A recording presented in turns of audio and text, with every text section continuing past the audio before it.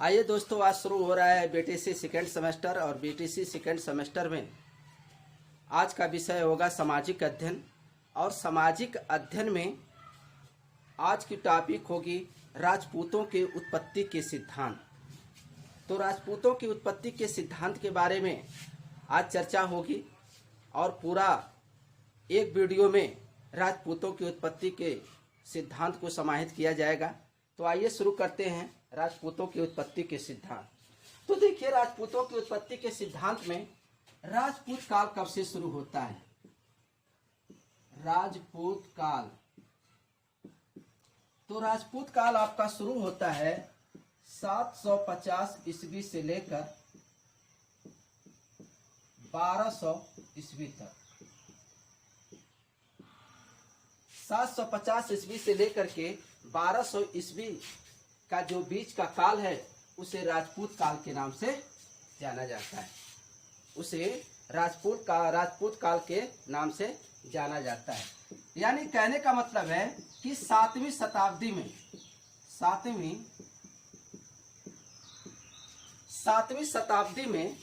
शताब्दी से 12वीं शताब्दी के बीच, 7वीं शताब्दी से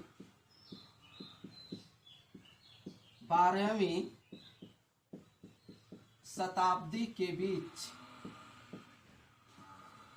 बीच के काल को राजपूत काल के नाम से जाना जाता है।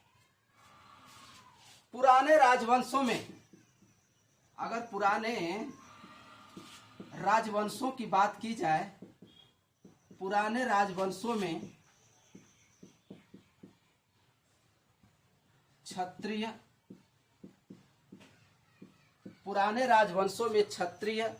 ब्राह्मण और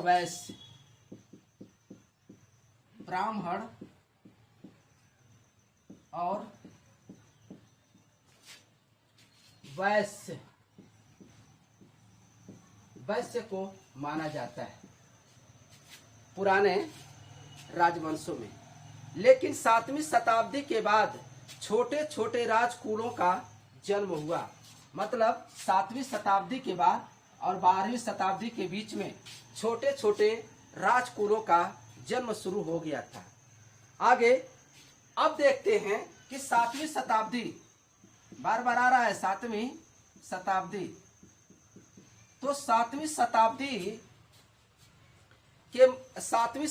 के बाद 7वीं शताब्दी के मध्य तक, 7वीं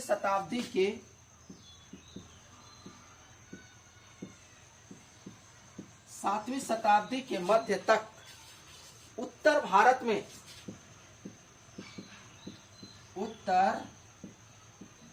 में किसका शासन चल रहा था? तो हर्षवर्धन का शासन चल रहा था। हर्षवर्धन का शासन था। 7वीं शताब्दी के मध्य तक उत्तर भारत में हर्षवर्धन का साम्राज्य रहा। लेकिन 647 ईस्वी में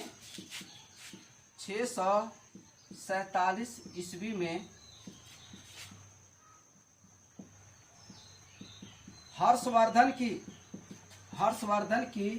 मृत्यु के बाद उत्तर भारत छोटे छोटे राज्यों में बट गया। यही उत्तर भारत छोटे छोटे राज्यों में बट गया। इसी वक्त पश्चिम भारत में, यानी उत्तर भारत और पश्चिम भारत, इसी वक्त इसी वक्त पश्चिम भारत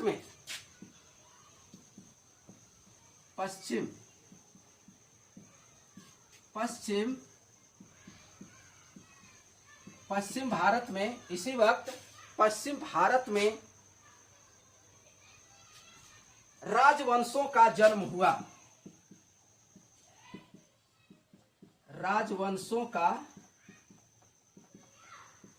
हुआ।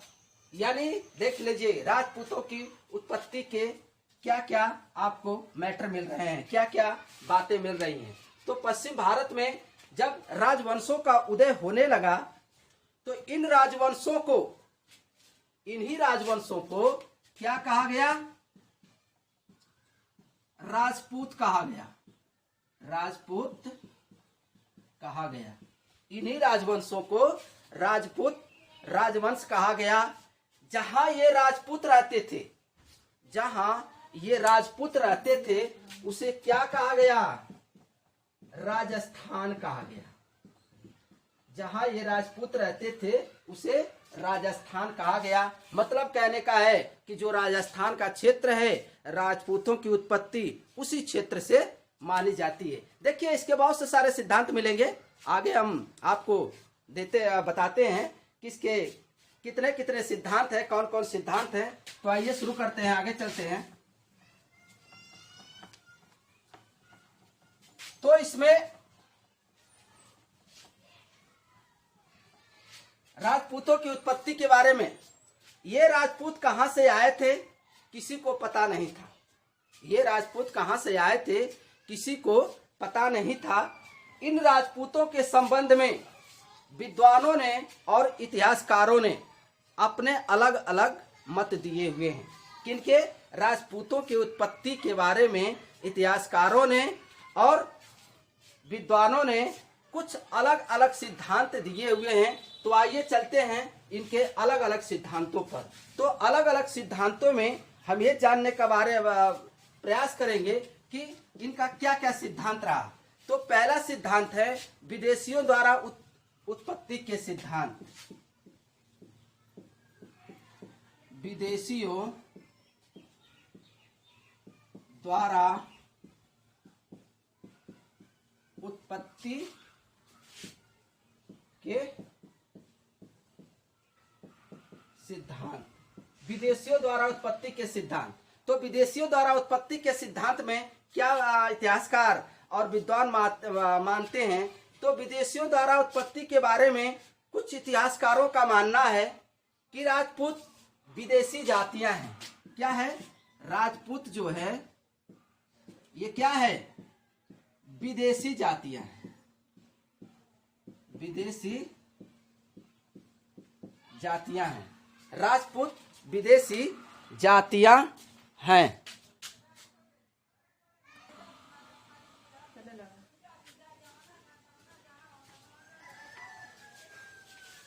तो राजपूत विदेशी जातियां थी। ये किसका मानना है? विदेशियों द्वारा उत्पत्ति के सिद्धांत में ये बताया जाता है कि जो ये राजपूत हैं विदेशी जातियां हैं। जैसे विदेशी जातियां हैं जैसे शक,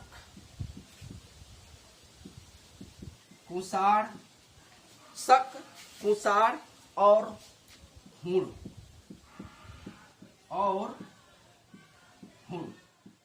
ये इनके वंशज माने जाते हैं। इन जातियों के माने जाते हैं या इनकी संतान मानी जाती है। किनकी?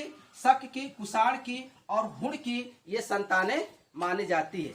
अब इसमें कुछ इतिहासकारों का मानना है कि इस सिद्धांत को सर्वप्रथम इस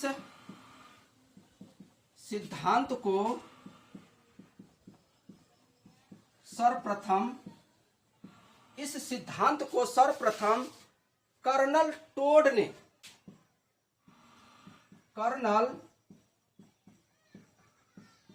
ने मान्यता दी थी। किसने दी थी? कर्नल टोड ने मान्यता दी थी। किस सिद्धांत के? राजपूतों के विदेशियों जो बताया गया कि इस सिद्धांत को मानने वाले जो शक थे, कुषाण थे और हुण थे ये विदेशी जातियां थी। और इस सिद्धांत को सर्वप्रथम किसने दिया था? तो कर्नल टोड ने दिया था। इनमें जो शक्तिशाली थे उन्होंने अपना अलग से समूह बना लिया। इन लोगों में जो भी शक्तिशाली थे वो अपना एक अलग समूह बना लिया और खुद को राजपूत कहने लगे। और ये लोग खुद को राजपूत कहने लगे। ये लोग खुद को राजपूत कहने लगे। और जो इसी में से कमजोर वर्ग के हुए,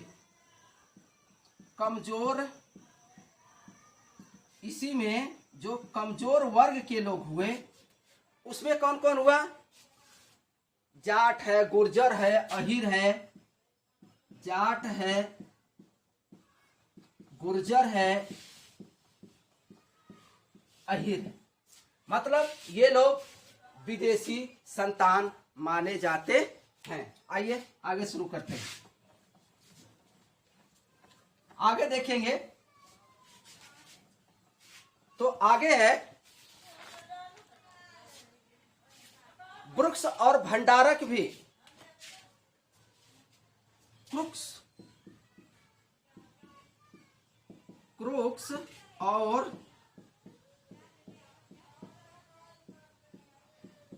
भंडारक भी इस सिद्धांत के समर्थक हैं। किस सिद्धांत के? विदेशियों द्वारा उत्पत्ति के सिद्धांत के क्रुक्स और भंडारक भी इसके समर्थक, भंडारक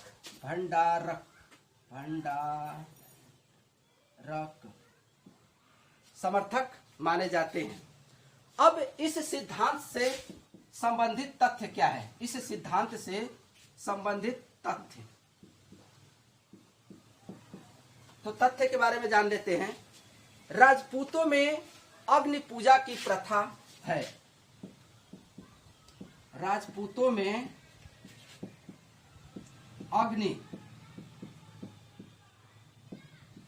अग्नि की पूजा की प्रथा है। अब यह सिद्धांत के द्वारा इसे स्पष्ट किया जा रहा है। पूजा की प्रथा है और इस पूजा को हुण और शक जातियां करती थी। कौन करती थी?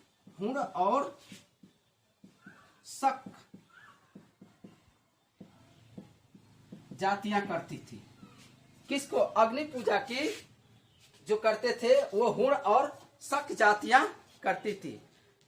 राजपूतों में बलि और अश्वमेध यज्ञ की प्रथा भी इन जातियों से आई। यानी राजपूतों में जो बलि की प्रथा आई, अश्वमेध यज्ञ की, बलि यानी बलि चढ़ाना, और अश्वमेध यज्ञ की जो प्रथा आई, ये कहां से आई? तो इन्हीं राजपूतों में से आई। ऐसा सिद्धांत माना जाता है किसमें? विदेशियों द्वारा उत्पत्ति के सिद्धांत में। आगे हम बात करेंगे क्षत्रियों द्वारा उत्पत्ति के सिद्धांत। अब क्षत्रियों द्वारा उत्पत्ति के सिद्धांत से क्या स्पष्ट होता है, इसे हम जाने। क्षत्रियों द्वारा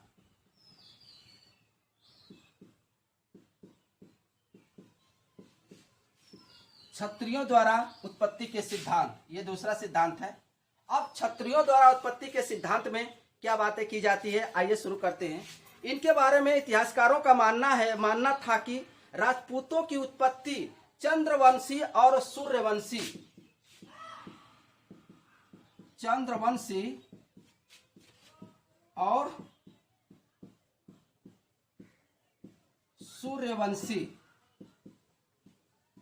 मतलब क्षत्रियों द्वारा उत्पत्ति के सिद्धांत में बताया गया कि इनके बारे में इतिहासकारों का मानना है कि राजपूतों की उत्पत्ति चंद्रवंशी और सूर्यवंशी राजपूतों से हुई है।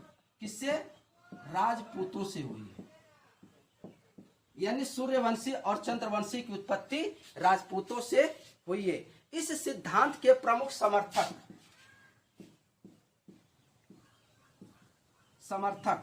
इस सिद्धांत के प्रमुख समर्थक माने जाते हैं वेद व्यास,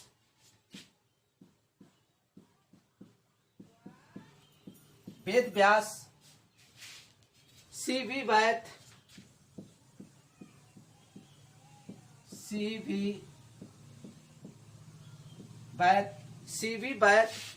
और गौरी शंकर ओझा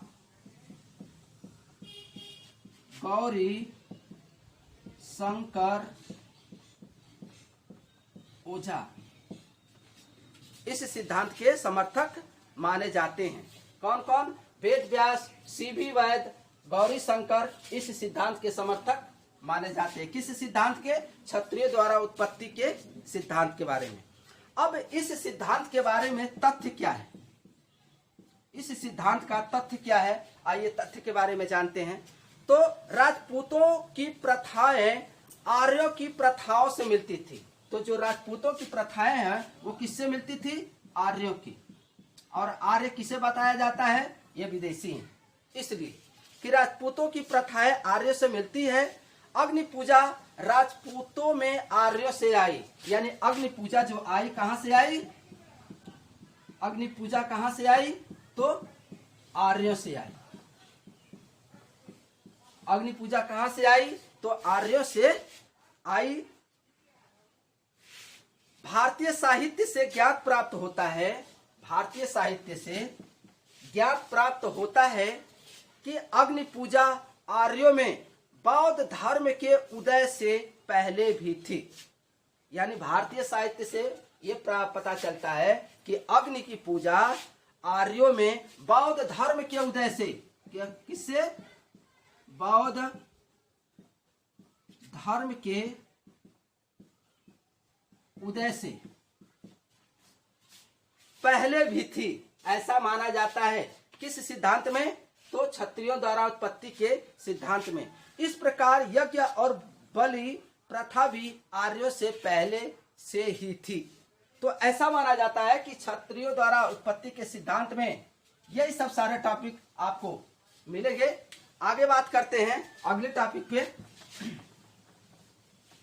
तो अगले टॉपिक पर बात करेंगे, तो आइए उसमें देखते हैं अगली टॉपिक क्या है। तो अगली टॉपिक हमारी होगी भारतीयों द्वारा उत्पत्ति के सिद्धांत। तीसरा,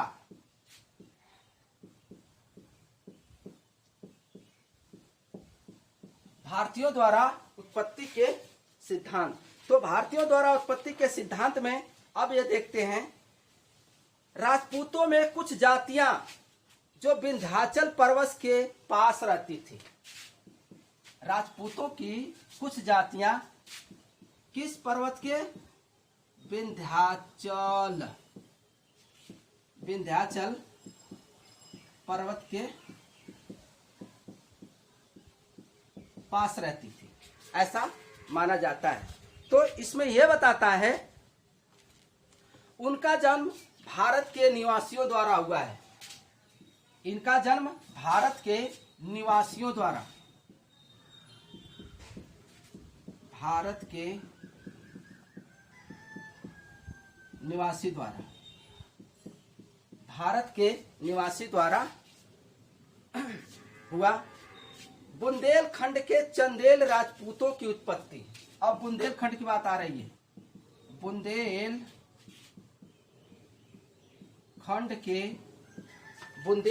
के चंदेल राजपूतों की, चंदेल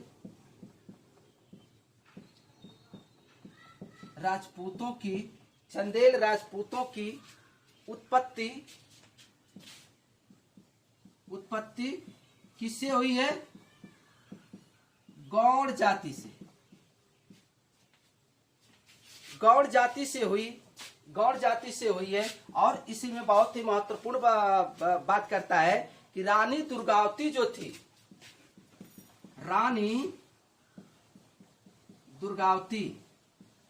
रानी जो दुर्गावती थी, इसी गौड़ जाति की थी। किसकी? इसी गौड़ जाति की थी। तो इस सिद्धांत के संबंध में कुछ तथ्य है, परंतु इतिहासकारों द्वारा इन्हें कुछ खास महत्व नहीं दिया गया। इतिहासकारों द्वारा यानी भारतीयों द्वारा उत्पत्ति के सिद्धांत में इतिहासकार और विद्वानों का जो खास मत था, वह मत सही रूप से सुटेबल नहीं बैठा। तो कोई खास मत नहीं बताया जाता है। बस यही बताया जाता है कि भारतीयों द्वारा उत्पत्ति के सिद्धांत विंध्याचल पर्वत के नाम से लिया जाता है। विंध्याचल पर्वत के पास में, और भारत के निवासी इसके इधर निवास करते थे। बुंदेलखंड के चंदेल राजपूतों की उत्पत्ति हुई इसी से, और रानी दुर्गावती जो थी वह गौड़ जाति से संबंध रखती थी, यानी गौड़ जाति की थी, ऐसा माना जाता है। आगे हम बात करेंगे। आगे अगला सिद्धांत अग्निकुल सिद्धांत। अग्निकुल सिद्धांत के बारे में क्या बात करता है, ये देखते हैं।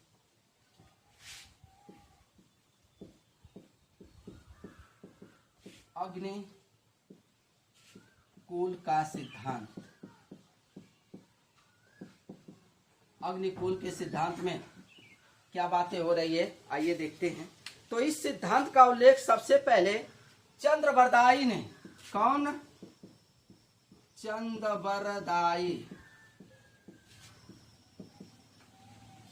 चंद्रबरदाई ने अपनी पुस्तक किसमें? पृथ्वी राज रासों में।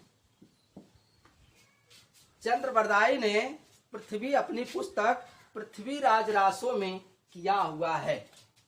क्या किया हुआ है? आगे इस सिद्धांत के अनुसार जब परशुराम जी ने सारे क्षत्रियों का संहार कर दिया, परशुराम जी ने सारे क्षत्रियों को मार काट डाला और ब्राह्मणों की रक्षा के लिए क्षत्रिय नहीं रहे, ब्राह्मणों की रक्षा के लिए क्षत्रिय नहीं रहे। तो जब क्षत्रिय नहीं रहे, तो जब ब्राह्मणों ने आबू पर्वत पर पवित्र अग्नि जलाकर, किस पर्वत पर? आबू पर्वत ये कहां पर है? राजस्थान में है। आबू पर्वत ये राजस्थान में है। तो आबू पर्वत पर अग्नि जलाकर, क्या जलाकर? अग्नि जलाकर इन लोगों ने क्या किया? अग्नि जलाकर 40 दिनों तक यज्ञ किया। कितने दिनों तक? 40 दिन तक यज्ञ किया। 40 दिनों तक ये लोग यज्ञ किया और भगवान से वरदान के तौर पर ब्राह्मणों की सुरक्षा के लिए एक वीर जाति मांगी। ब्राह्मणों की सुरक्षा के लिए एक वीर जाति मांगी और अग्निकुंड से 4 जातियों की उत्पत्ति हुई। अग्निकुंड से 4 जातियों की उत्पत्ति हुई। और वह 4 जातियां कौन कौन थी? चौहान चालुक्य,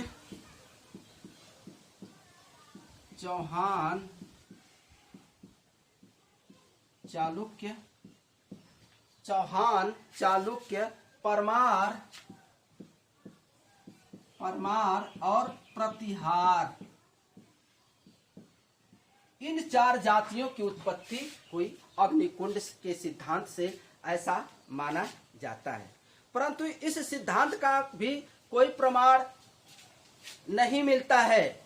कोई प्रमाण नहीं मिलने के कारण राजपूतों की उत्पत्ति का एक समस्या का प्रश्न बना हुआ है। ऐसा माना जाता है कि अग्निकुल के सिद्धांत से अग्नि से 4 जातियों की उत्पत्ति हुई, चौहान, चालुक्य, परमार और प्रतिहार। लेकिन ये भी इतिहासकारों और विद्वानों का ने सही रूप से इसे भी मान्यता नहीं दी। अगला टॉपिक पड़ेगा, इस टॉपिक को भी देख लें। तो अगला सिद्धांत है सर्वमान्य सिद्धांत।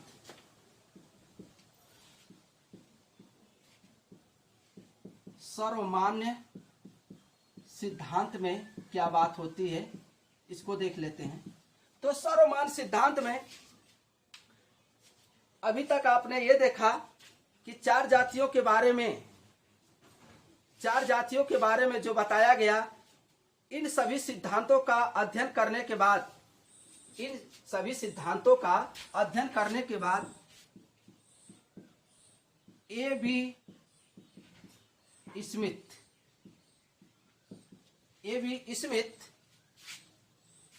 द्वारा यह निष्कर्ष निकाला गया कि राजपूत जाति एक मिश्रित जाति है। ए बी स्मिथ ने कहा कि जो राजपूत है यह मिश्रित जाति है। तो मिश्रित जाति किसने माना? तो मिश्रित जाति ने ए बी स्मिथ ने, सॉरी ए बी नहीं है, ये है वी ए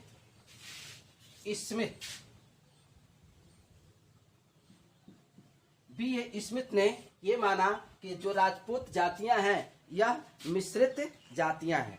कुछ राजपूत विदेशी जातियां हैं, कुछ राजपूत विदेशी जातियां हैं, जैसे शक, हूण, शक, हूण, कुषाण, कुषाण, ये विदेशी जातियां हैं, ये विदेशियों की संतान है। कुछ जातियां क्षत्रिय वर्ग की हैं, इसी में कुछ जातियां हैं जो क्षत्रिय वर्ग की बताई जाती है, इसी में कुछ जातियां हैं यह क्षत्रिय वर्ग की बताई जाती है। जबकि A.B. स्मिथ ने कहा, जबकि B.A. स्मिथ ने कहा, इतिहासकार थे, B.A. स्मिथ ने कहा, राजपूत शब्द का प्रयोग एक ऐसे सामाजिक समूह के लिए हुआ है, राजपूत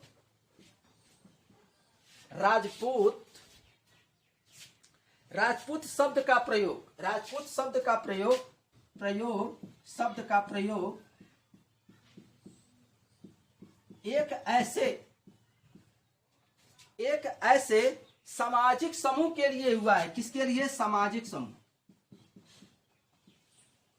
सामाजिक समूह के लिए हुआ है, सामाजिक समूह के लिए हुआ है जिसका जाति या रक्त संबंध से कोई संबंध नहीं है, जिसका जाति से और रक्त से कोई संबंध, कोई वास्ता नहीं है। इनको केवल एक युद्ध प्रेमी के रूप में माना जाता था। किसे? राजपूतों को एक सिर्फ युद्ध प्रेमी के रूप में माना जाता था। कौन मानता है? B.A. स्मिथ मानते हैं, यानी राजपूत को एक युद्ध प्रेमी से माना जाता है, युद्ध प्रेमी माना जाता है। इन्हें सिर्फ एक युद्ध प्रेमी के रूप में देखा जाता था और ब्राह्मण इसे क्षत्रिय के रूप में देखते थे, जबकि ब्राह्मण इन लोगों को किस रूप में देखते थे? क्षत्रिय के रूप में देखते थे। ऐसे सर्वमान्य सिद्धांत में देखने को मिलता है। तो दोस्तों, आज राजपूतों की उत्पत्ति के सिद्धांत में पूरा एक वीडियो में मैंने राजपूतों की उत्पत्ति के सिद्धांत को समाहित किया। अगली वीडियो लेकर के हम आएंगे दक्षिण भारत के प्रमुख राजवंश, दक्षिण भारत के प्रमुख राजवंशों को अगले वीडियो में तब तक लेकर के आएंगे। तब तक के लिए धन्यवाद।